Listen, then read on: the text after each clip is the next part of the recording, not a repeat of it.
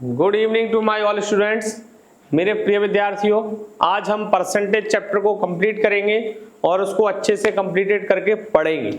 हम आज उन क्वेश्चनों को करा रहे हैं जो क्वेश्चन की भाषा तो बहुत लंबी है लेकिन कैलकुलेशन उनका सिंपल रहता है। तो आप ऐसे क्वेश्चन एग्जाम में छोड़ के आते हैं, उन क्वेश्चनों को बहुत अच्छे से कवर करेंगे और रेडी करेंगे। तो मेरे प्रिय विद्यार्थियों, हम परसेंटेज का 41 क्वेश्चन से कंप्लीट करते हैं। क्वेश्चन ये है, अमेठी के चुनाव में कुल मतदाताओं में से 4/5 मतदाताओं ने राहुल गांधी को वोट देने का वचन दिया। शेष लोगों ने वरुण गांधी को मत देने का वचन दिया। राहुल गांधी को वचन देने वालों में से 10% लोगों ने मतदान का प्रयोग नहीं किया, जबकि वरुण को वचन देने वालों में से 20% लोगों ने अपने मतदान का प्रयोग नहीं किया। तो राहुल गांधी को 216 मत प्राप्त किए हों तो कुल कितने लोगों ने मतदान दिया? यहां मतदान दिया की जगह किया लिख दो, मतदान किया। देखिए बेटा,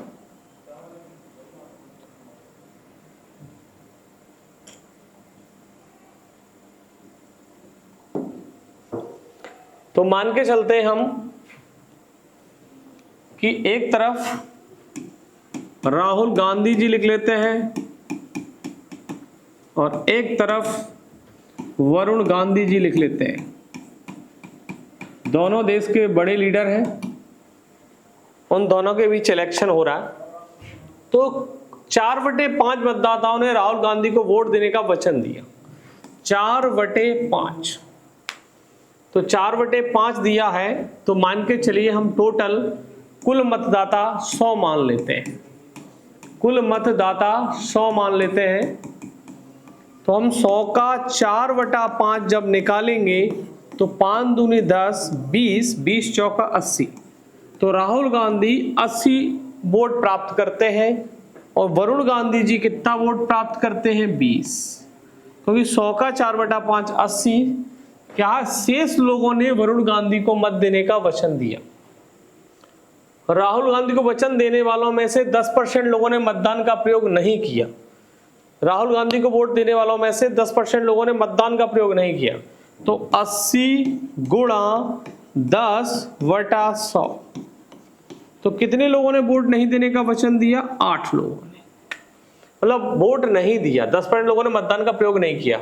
तो 80 वोट मिल रहे थे, उसमें से 10% लोग आए नहीं, तो 80 - 8। जबकि वरुण गांधी जी को वचन देने वालों में से 20% लोगों ने अपने मतदान का प्रयोग नहीं किया। तो मान के चलिए 20 वोट थे वरुण गांधी जी पर, 20 गुणा 20/100, 2 दूनी 4, माइनस का 4, एक कम हुआ। 80 में से 8 जाएगा, 72 बचेगा। 20 में से 4 जाएगा, 16 बचेगा। 72 इधर वोट हुए, 60 इधर वोट हुए। अब क्वेश्चन ये कह रहा है, यदि राहुल गांधी को 216 मत प्राप्त हुए हो तो कुल कितने लोगों ने मतदान किया? तो राहुल गांधी जी को कुल मत कितने प्राप्त हो रहे हैं? कुल मत 216 प्राप्त हो रहे हैं। तो टोटल कितना? 72। राहुल गांधी जी को कितने यूनिट वोट प्राप्त हुआ? 72। तो 72 यूनिट इज इक्वल टू 216। 72 से काटेंगे तो 3 बार, 72 तिया 216, तो 1 यूनिट बराबर कितना आएगा बेटा? 3 आएगा। तो क्वेश्चन ये क्या कह रहा है? 1 यूनिट बराबर 3 आएगा। क्वेश्चन ये कह रहा है कि कुल कितने लोगों ने मतदान किया? तो 72 × 16 कितना होता है? 72 और 16 जोड़ेंगे 88, 88 गुणा 3 करेंगे 83 24, 83 24 2 26। टोटल कितने लोगों ने वोट डाला? 264 लोगों ने। तो 1 यूनिट बराबर 3। इधर 72 वोट गिरे, इधर 60 गिरे, तो 88 × 3 कितना हो जाएगा? 264। तो इस क्वेश्चन का आंसर कितना आएगा? 264 आएगा। उम्मीद है आप लोगों को समझ में आया होगा। एक बार फिर देख लें, कुल मतदाता 100 का 4/5 मतदाता ने राहुल गांधी जी को वोट दिया। 100 गुणा 4/5, 5 दूनी 10, 20 चौका 80। शेष लोगों ने वरुण गांधी जी को वचन देने का मत देने का वचन दिया। तो वरुण गांधी जी को 100 में से 80 माइनस कर देंगे, 20 होगा। 10% लोगों ने मतदान का प्रयोग नहीं किया, तो 80 का 10% कितना होगा? 8 माइनस का। और 20% लोगों ने मतदान का प्रयोग नहीं किया, तो 20 गुणा 20/100, 2 दूनी 4, माइनस का 4। 72 राहुल गांधी जी को वोट मिले, 16 वरुण गांधी जी को मिले। अब क्वेश्चन ये कह रहा है राहुल गांधी को 216 मत प्राप्त हुए तो कुल मत 216, तो राहुल गांधी जी को वोट प्राप्त हुए तो राहुल गांधी जी की यूनिट उठाएंगे 72, 72 यूनिट बराबर 216, तो 1 यूनिट बराबर किसके होगा 3, टोटल वोट 72 और 16 88, 88 गुणा 3 कितना होगा 264, इसका आंसर होगा। नेक्स्ट क्वेश्चन की तरफ चलते हैं। एक कस्बे की जनसंख्या 1,76,400 है, इसमें 5% वार्षिक दर से वृद्धि होती है, 2 वर्ष बाद कस्बे की जनसंख्या कितनी है? The population of A town is 176,400 if it increases at the rate of 5% annually then what will be the population of the town after 2 years? तो इस सवाल को कैसे करेंगे बेटा? ओनली सिंपल मेथड से 176,400 1,76,400 जनसंख्या है, 5% वार्षिक दर से वृद्धि हो रही, तो 100 में 5 जोड़ देंगे कितना आएगा 105 बटा 100 गुणा 105 बटा 100, 2 जीरो से 2 जीरो जाएगा, 5 दूनी 10, 5 एकन 5 जाएगा, 5 दूनी 10, 5 दूनी 10, 5 एकन 5 जाएगा, 5 चौका 20। अब हम क्या करेंगे 4 से काट देंगे, 4 चौका 16, 1 बचेगा, 4 चौका 16 और 4 एकन 4, 441 गुणा 21 गुणा 21 करेंगे कितना आएगा 441। जब हम 441 गुणा 441 कर लेंगे तो आंसर आएगा 1,94,481। अगर कभी फंसो तो देख लिया करो, 1 एकन 1 लास्ट में 1 आ रहा है तो अपने आप पता चल जाएगा, ऑप्शन डी लगेगा, किसी ऑप्शन में 1 लास्ट में नहीं आ रहा। और अगर आप इस चीज को नहीं समझ पा रहे तो 441 इंटू 441 का आपस में मल्टीप्लाई कर सकते हैं। नेक्स्ट क्वेश्चन की तरफ चलते हैं। एक गांव में प्रतिवर्ष 10% बच्चों की वृद्धि होती है, वर्ष 2003 में 2000 बच्चे हों तो वर्ष 2006 में बच्चों की संख्या कितनी होगी? तो 2003 में 2000 बच्चे, तो 2006 में कितने होंगे? तो मान के चलिए 2000 गुणा 2003 में दिए तो मुझे 2006 में पूछा है, तो 2004, 2005 और 2006 कितनी साल हो गई? 3 साल हो गई। तो इसका मान के चलो 110 बटा 100 इंटू 110 बटा 100 इंटू 110 बटा 100, तो हम क्या करेंगे 2 जीरो से 2 जीरो कटेगा, 1 जीरो से 1 जीरो कटेगा, 1 जीरो से 1 जीरो कटेगा, 11 में 11 में 121 गुणा 11 1331, 2 गुणा 1331 गुणा 00 100 हो जाएगा ना, 1 जीरो और 1 जीरो, 1331, एक जीरो और कट रहे हैं ना, देखिए यहाँ पे जीरो कट रहा है, एक ये कट जाएगा, एक ये कटे, तो 1331 2 गुणा 1331 कितना बनेगा आपका 2 एकन 2, 2 तिया 6, 2 तिया 6, 2 एकन 2, 2662। तो इसका फाइनली आंसर कितना आएगा 2662, ई ऑप्शन आएगा इसका आंसर, ये आपका फाइनली आंसर होगा। अब चलते हैं नेक्स्ट क्वेश्चन की तरफ। 44, एक राज्य की जनसंख्या में प्रतिवर्ष 10% की वृद्धि होती है, वर्ष 2003 में इस राज्य की जनसंख्या 15 लाख है, तो 2005 में जनसंख्या कितनी होगी? देखो बेटा 15 लाख दे रहे हैं, 1 2 3 4 5, तो 15 लाख है, 10% की वृद्धि हो रही, तो हम क्या लिखेंगे इसको 110 बटा 100 इंटू 110 बटा 100, वृद्धि हो तो 100 में जोड़ के लिखना, 3 की दे रहे हैं और 5 की पूछ रहे हैं, तो हमें 2004 की निकालना है और 2005 की निकालना है, तो 2 ही साल हो गया, तो 2 जीरो से आपका 2 जीरो कटेगा, 2 जीरो से आपका 2 जीरो कटेगा, 150 गुणा 121 00, 150 गुणा 121 करेंगे तो 0 0 0, 15 एकन 15 की 5, 15 दूनी 30 और 1 31, 15 एकन 15 और 3 18, आंसर आएगा 18,15,000। 18,15,000 इसमें ऑप्शन नहीं है, तो इसका ऑप्शन कौन सा जाएगा? ई, नन आंसर इसका फाइनली आएगा। तो उम्मीद है आपको समझ में आ रहा होगा। मात्र बेटा 1 लाइन में ही कर रहा हूं मैं, ये तो आपको लिख रहा हूं इस और मल्टीप्लाई करके, चाहते तो मैं यही मल्टीप्लाई करके आंसर देता, मैंने आपको समझने के लिए एक लाइन और बढ़ा दी। नेक्स्ट क्वेश्चन की तरफ चलते हैं। 45, किसी जनपद की जनसंख्या 8500 है। यदि प्रथम वर्ष इसमें 20% की वृद्धि हो और द्वितीय वर्ष 25% की वृद्धि हो तो 2 वर्ष बाद जनसंख्या कितनी होगी।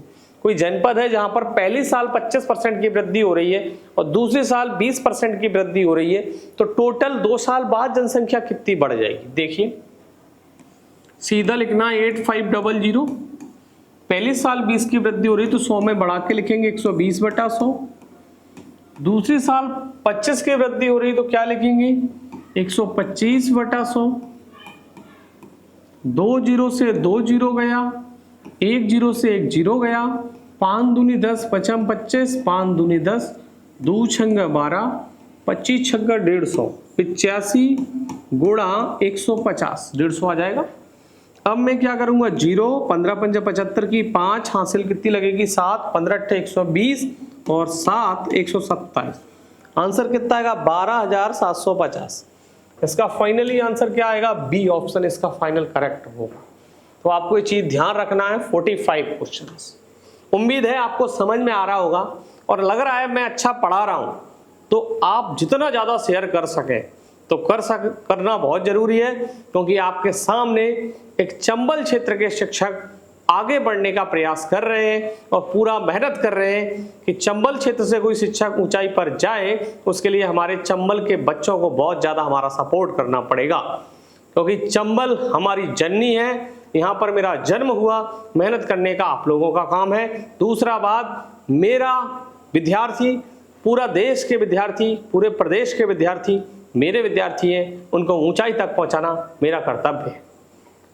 अगर मेरी जन्मभूमि की बात करो तो मेरा चंबल क्षेत्र मेरी जन्मभूमि है और यहां से मुझे एक ऐसा मुकाम पाना है कि बच्चा वहां तक पहुंचे जहां पर उसको संभावना नहीं थी कि मैं यहां पहुंच जाऊंगा। क्योंकि उम्मीदें अगर पाली है ना तो उम्मीदों को पूरा करूंगा मैं, और अगर उम्मीदों पर खरा उतर पाया तो आप अपना सिलेक्शन के रूप में हमें गुरुदक्षिणा के रूप में आप अपना सिलेक्शन दे दीजिए। बस हमें आपसे और कुछ नहीं चाहिए, गुरुदक्षिणा में आपसे एक सिलेक्शन चाहिए और मैं पढ़ाऊंगा आपको पूरी दम लगा के। मैं पढ़ाऊंगा वो क्वेश्चन जो एग्जाम में पूछे जा रहे हैं। ऐसा नहीं पढ़ते रहो सीजीएल पेपर दे रहे हो जीडी का, और देखते हैं बाद में कि वो जीडी का ही पेपर नहीं तोड़ पा रहे हैं। ये स्थिति है, क्योंकि हम ज्यादा ऊंचाई की ओर बढ़ने लगते हैं, फिर लगता है हम ये निकाल देंगे, लेकिन लास्ट में वो कैलकुलेशन में मिसिंग कर देते हैं। जितना आप शॉर्ट यूज करें उसका उपयोग वहीं तक रखें। शॉर्ट का जीवन में कुछ क्वेश्चनों तक लागू होता है। अगर कोई एग्जामिनर 20 क्वेश्चन पूछ रहा है तो 10 से 15 क्वेश्चन आपके कैलकुलेशन है, उन पर पेन चलाना ही पड़ेगा। तो 5 से 7 क्वेश्चन ऐसे रहते हैं जिनको आपको सॉल्व करना पड़े, वो शॉर्टकट से आ जाएंगे। तो थोड़ा आप प्रैक्टिस बहुत जरूरी है। किसी भी शिक्षक से पढ़ो, सारे शिक्षक बढ़िया है, लेकिन सबसे बड़ा काम है अपने आप को प्रैक्टिस के हवाले सौंपना। प्रैक्टिस बहुत जरूरी है। टीचर अगर 100% मेहनत करता है तो बच्चा अभी 20 से 30-40%, कुछ लोग हैं, कुछ बच्चे ऐसे जो 99% मेहनत करते हैं, कुछ ऐसे केवल ऑनलाइन पढ़ रहे हैं लेकिन प्रैक्टिस के नाम पर शून्य। तो आपको वहां एफोर्ट डालना पड़ेगा बेटा, क्योंकि आपके माँ बाप आपका इंतजार कर रहे हैं मेरा बच्चा कब वर्दी लेके आ रहा है। उस वर्दी और सिलेक्शन के बीच हमारा तुम्हारा मिलन है।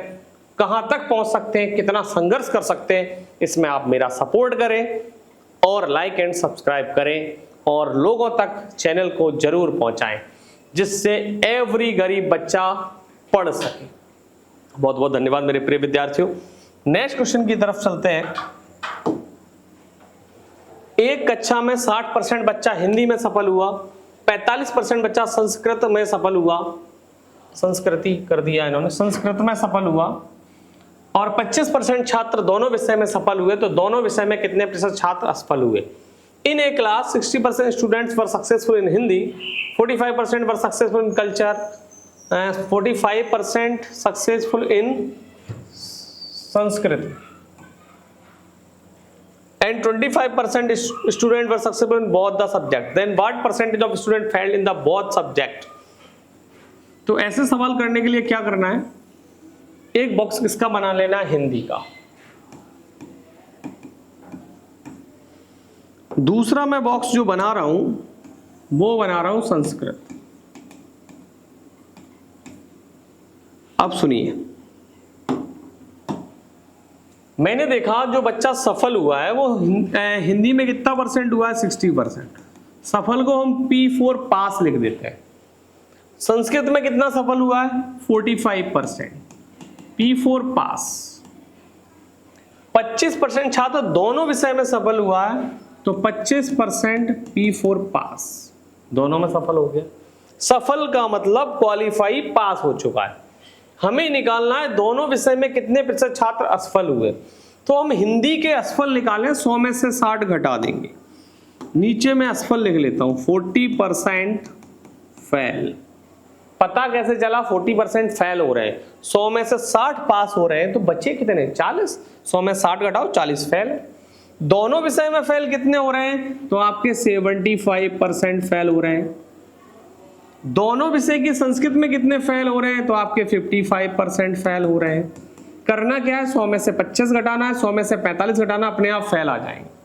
फेल 100 में से घटाओगे तो फेल को घटाओगे तो पास आ जाएगा, पास को घटाओगे तो फेल आ जाएगा।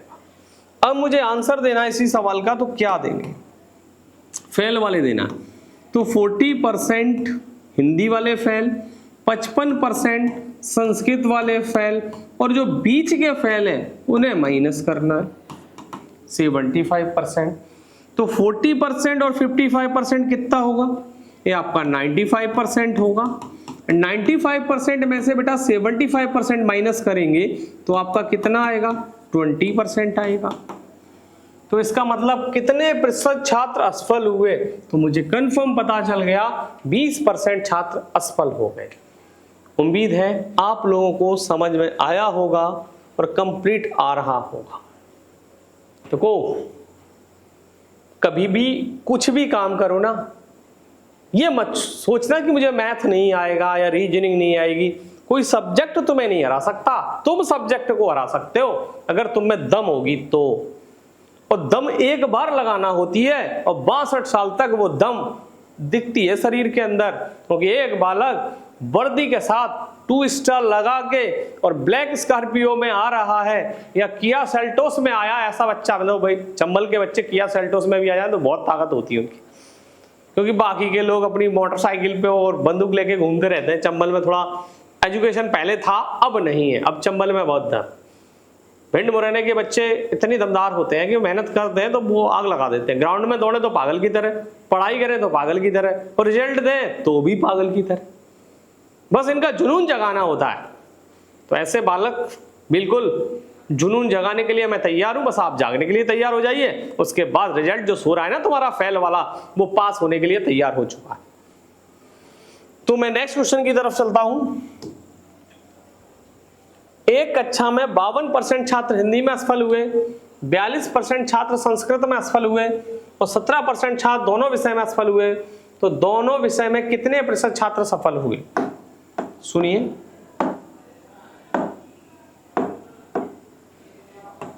अब मैंने कहा हिंदी, हिंदी, और दूसरा कॉलम किसका बना रहा हूं मैं, संस्कृत।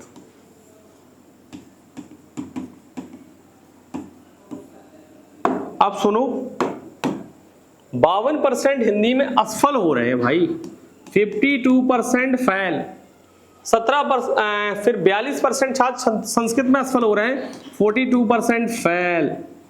अब क्या करें, 17% छात्र दोनों विषय में असफल हो रहे हैं, 17% फेल। मैं चिल्ला रहा हूं ना, 17% फेल। तो पास कितने होंगे, 100 में से 52 जाएगा तो 48% पास, 100 में से 42 जाएगा तो आपका बचेगा 58% पास। 100 में से जब 17 जाएगा तो 83% पास। तो हमें दोनों विषय में सफल पूछने वाले 48%, 58%, 83%। 8 8 16, 5 4 9 1 10, 106% माइनस 83%। 6 में से 3 गया 3 और 10 में से 8 गया 2। तो बेटा दोनों विषय में पास होने वाले कितने हैं? 23%। ये आपका फाइनल आंसर। एक परीक्षा में 80% बच्चा भौतिक विज्ञान में सफल हुआ, 70% बच्चा रसायन विज्ञान में सफल हुआ और 15% छात्र दोनों विषय में असफल हुए।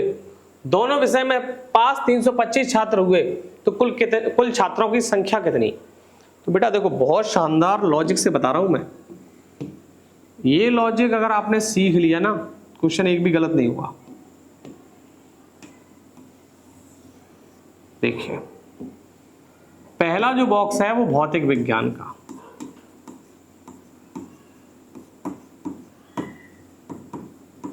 दूसरा बॉक्स है रसायन विज्ञान का,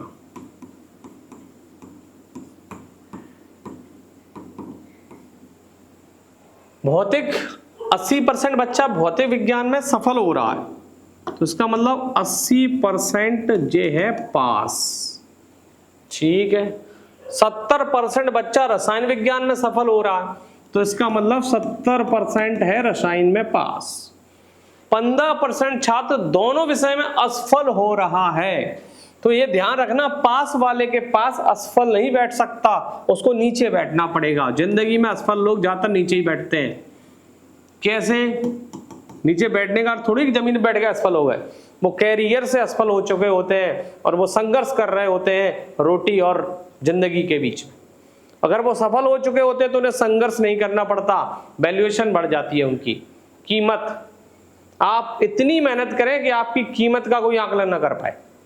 तो ये 15% फेल है बेटा, असफल है, सॉरी मैं पास लिख दिया, 15% फेल, एफ लिख दिया मैं। तो आप बता सकते हो पास कितने होंगे? तो 100 में से 15 घटा दो, 85% पास। अब हमें दोनों विषय में पास कितने छात्र हैं? 325। तो कुल छात्रों की संख्या बताना। तो दोनों विषय कितना है? 80% plus 85% minus 85% equal to 325। 80 85 sorry 80 70 है, दूसरा 85 नहीं है 70 है, 70%। 80 और 70 जोड़ना 150 हो जाएगा, 150 में से 85 जाएगा, माइनस कर सकते हैं, देख लो घटाना कैसे करना। 10 में से 5 गया 5 और 14 में से 8 गया 6। 65%, 65 अपॉन 100 325। 5 एकन 5, 5 दिया 15, 5 दूनी 10, 13 दूनी 26, 13 पंजा 65, 25 गुणा 20 करेंगे तो कितना आएगा? 500। तो मुझे पता चल गया कुल छात्रों की संख्या कितनी है? 500। ये इसका फाइनल आंसर हो गया। ये जो लॉजिक है ना, आप 9th में पढ़ोगे, ये यूनियन सर्वांग सम। तो ये यूनियन वाले जो 9th का चैप्टर है उसके फॉर्मूले याद करने में थोड़ी कठिनाई होती थी। तो एक नया बढ़िया लॉजिक आया, आप सर्किल डायग्राम से पूरा आप कंप्लीट कर सकते हो और बहुत अच्छे से रिपीटेशन कर सकते हो, एक झटके में आंसर दे दोगे। अब मैं चलता हूँ 49 की तरफ, क्योंकि आज के सेशन में मैं पूरे 50 क्वेश्चन करने वाला हूँ। 50 के बाद नेक्स्ट वीडियो में आपको 51 से कंप्लीटेड हो जाएंगे और आप जोश के साथ मेहनत कर रहे होंगे। एक परीक्षा में 48% हिंदी में, 32% बच्चा इतिहास में और 20% छात्र दोनों में अनुत्तीर्ण हुए। तो मान के चलिए हिंदी,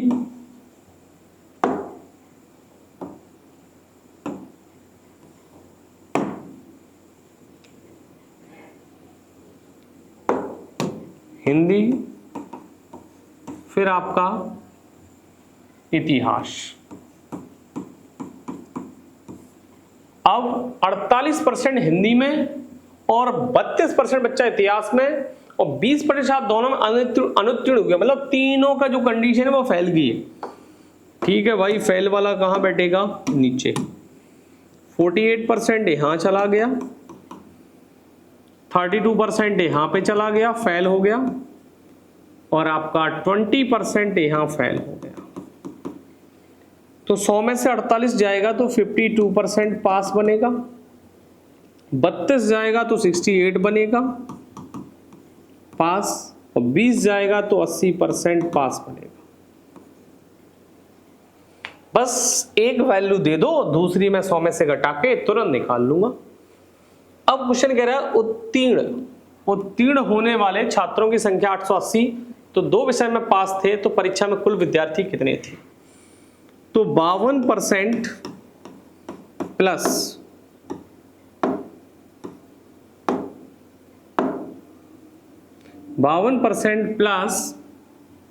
68% माइनस 80% इक्वल टू कितना बनेगा? 880 इक्वल टू कितना बनेगा? 880।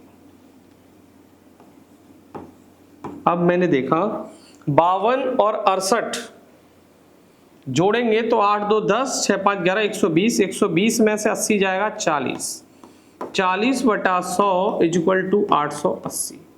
0 से 0 कट गया, 4 दूनी 8, 4 दूनी 8, 100 गुणा 22 कितना आ जाएगा?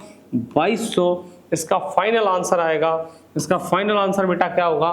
2200। उम्मीद है आपको इस फॉर्म में ये क्वेश्चन समझ में आ रहा होगा और बेहतरीन भी लग रहा होगा। अब नेक्स्ट क्वेश्चन की तरफ चलते हैं। 72% छात्र जीव विज्ञान के और 44% छात्र गणित के हैं और दोनों विषय के पास छात्र 40 हैं, तो परीक्षा में कुल विद्यार्थी कितने हैं? तो मैं फिर 2 बॉक्स बनाऊंगा। एक बॉक्स का नाम रखूंगा जीव विज्ञान और दूसरे बॉक्स का जो नाम रखूंगा वो गणित। जीव विज्ञान में कितने परसेंट छात्र हैं? 44% छात्र, 44% 40 है, 72% जीव विज्ञान के, 44 गणित के, तो 72% पास है। पास कुछ नहीं दिया है, बस टोटल दिया 72%। देखिए, और गणित के कितने दिए? 44%। और दोनों विषय के कितने दे दिए हैं हमें? 40 छात्र। ये कौन से विषय के हैं? दोनों विषय के।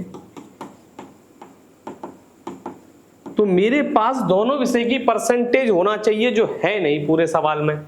तो अभी 1 सेकंड में थोड़ा सा निकाल लेंगे। 72 और 44 जोड़ लो, 4 और 2 6, 7 4 1 160। इन दोनों को अगर ऐड करते तो 116 होती है। 116 होती है, 100 से कितनी ज्यादा है? मुझे दिख रहा है 16 ज्यादा है, ऑटोमेटिक पता चल जाएगा ये बीच की वैल्यू। जितनी 100 से ज्यादा हो बस समझ जाना वो बीच की वैल्यू हो गई। तो आप क्या करेंगे? 60/100 इज इक्वल टू 40। 4 चौके 16, 4 दही 40, 4 दूनी 8, 4 पंचा 20, 25 गुणा 10 कितना आएगा? 250। तो मुझे पता चल गया कुल कितने विद्यार्थी थे? 250 विद्यार्थी।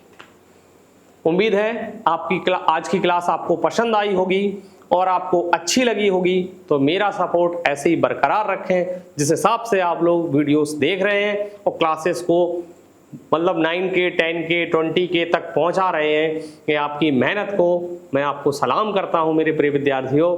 बस ऐसे ही प्यार और प्रेम बनाए रखना, मैं भी आपके साथ जी जान लगा दूंगा सिलेक्शन तक। थैंक यू, धन्यवाद।